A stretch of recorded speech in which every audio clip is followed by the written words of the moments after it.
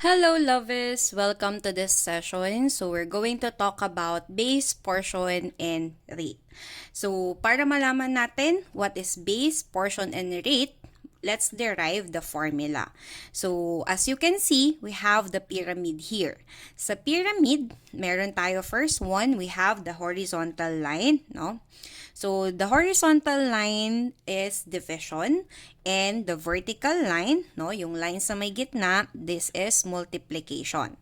And as you can see, nakalagay yung shortcut, no, ng base, portion, and rate as B, P, and R. So, pag B, base, pag P, portion, and pag R is the rate.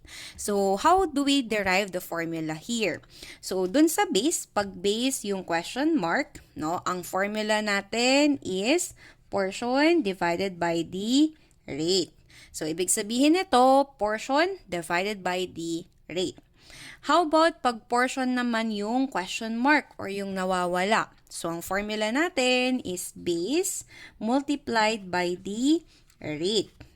Then, pag rate naman ang nawawala, rate naman yung question mark natin, ang formula natin, para madali nating tandaan, portion divided by the base.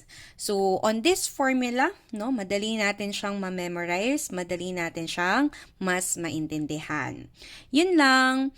Always remember, let's make learning a lifetime habit.